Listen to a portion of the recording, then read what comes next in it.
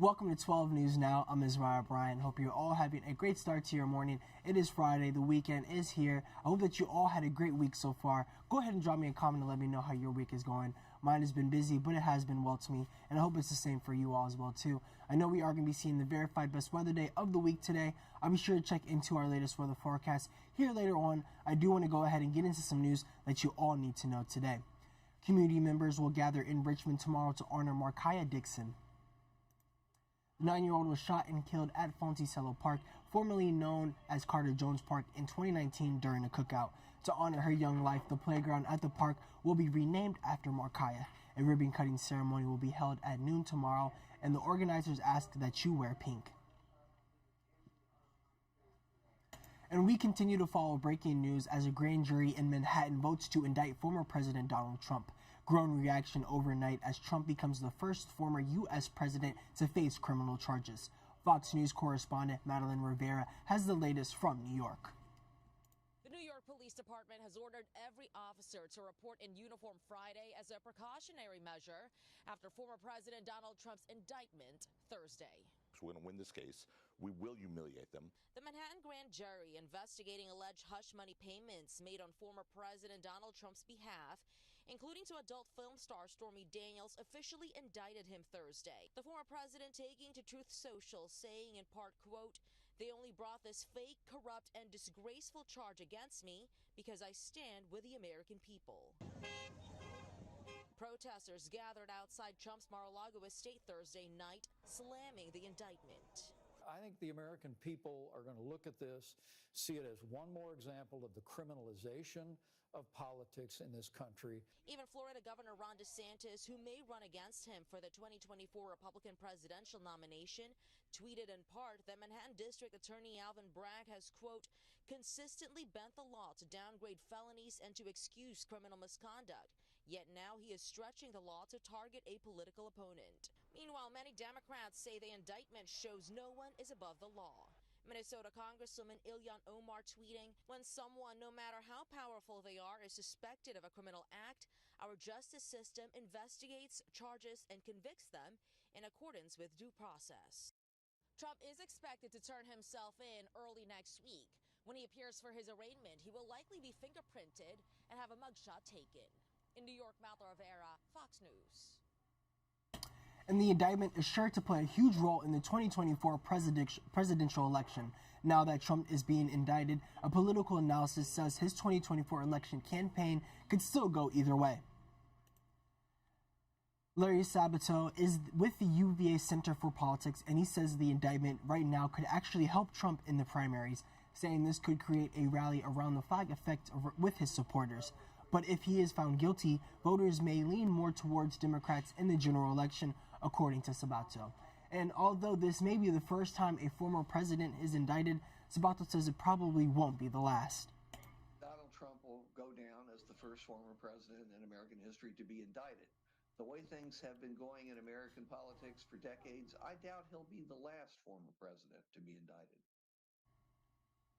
Republican Governor Glenn Youngkin is slamming the indictment, saying, quote, "arresting a presidential candidate on a manufactured basis should not happen in America. The left's continued attempts to weaponize our judicial system erode people's faith in the American justice system, and it needs to stop."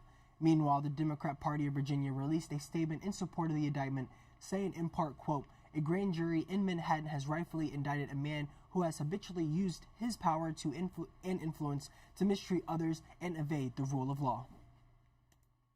And I do have a reminder for Hanover residents. The county's leash laws are back in effect starting tomorrow. Every year between April 1st and June 30th, dogs must be leashed if they are off your property. This is to help protect vulnerable livestock that gives birth this time of year, and rabies cases are also usually up this time of year too. Any dogs caught running off their owner's property will be impounded. And it's a new era for VCU basketball. Today, VCU's new head coach Ryan Odom will officially be announced. Odom came from Utah State and led the Aggies to the first round of March Madness this year. That press conference is happening at noon at the Siegel Center. So we'll be sure to have, we'll probably have a crew there, so we'll be sure to bring you anything new that stems out of this, and we'll probably have some video as well. And NASCAR is back at the Richmond Raceway, and there is much more to do than to just cheer on your favorite driver. The action got started with rooftop parties throughout the city last night, and Bubba's Block Party is back at the Raceway for a second consecutive year today, and the fun starts today at 6. Bubba Wallace feels the Block Party is a staple in this weekend of racing. Is super important, and showing the support, so they come out and support us, we go out and support them. It's a B2B deal that continues to grow together for many years to come. Racing continues Saturday for the Toyota Care 250 race at 1 p.m. and the main event, the Toyota Owners 400 at 3:30 Sunday. For the full schedule and ticket information, just visit richmondraceway.com. And I also want to let everyone know out there that Bubba's Block Party is a free ticketed event. So you should definitely go out there and take advantage of that if you can. I know that they are having the Art of Noise, RVA, and the Backyard Band too. They're going to be doing some live performances. And Desi Banks, he's like a Instagram and TikTok star. He's going to be hosting it as well too. And he's a pretty good comedian as well. So I definitely encourage everyone to go out there if you have no plans tonight. And it's something to do, and it's something free, and something that all ages can definitely enjoy. But thank you all so much for joining me today for 12 News Now. I'll be having another broadcast at 1 p.m. today. But before we head out, I do want to go ahead and take a look at a current weather forecast. Right now, we are looking at the B&W Builders Weather Net. Over in Midlothian, it's 48. Over in Fork Union, it's 42. And over in Louisa, it's 41. So we are going to be seeing some increasing clouds today, and it is going to be windy. We are going to be seeing some light rain showers move in late afternoon, and some evening rain showers are likely as well. And it is going to be the verified best weather day of the week. Highs are going to be in the low 70s, and the night rain chance is going to be at 50%. Tomorrow is a first alert weather day for some scattered showers and with an isolated heavy downpours and thunderstorms possible through midday. And it's going to be becoming partly sunny in the afternoon with isolated thunderstorms possible as well. And it is going to be very windy. We're going to be seeing wind speeds ranging all the way up to 50 miles per hour. And that's going to be starting mid-morning, and it's going to be continuing in the evening. So we are going to be seeing some isolated higher wind gusts are possible as well too, especially west of I-95. Lows are going to be in the near 60s tomorrow, and highs are going to be in the upper 70s. And the rain chance tomorrow is going to be at 70%. And then Sunday, we are going to be seeing some sunny skies, and it is going to be cooler. The wind is going to be weakening as well. Lows are going to be in the low 40s, and highs are going to be in the low 60s. So make sure you download the NBC 12 First Alert Weather app. That way you can stay up to date with any new or unexpected weather conditions coming to your area, especially because we have a First Alert Weather Day tomorrow. So definitely watch out for that to see where thunderstorms might be hitting in your area, especially those wind speeds as well too. And also be sure to download the NBC 12 app too.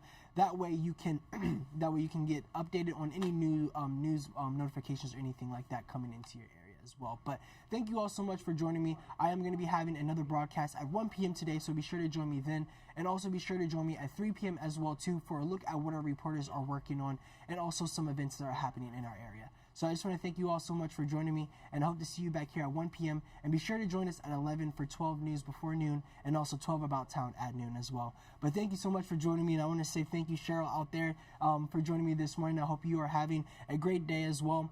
And I can look into that live video daily weather too.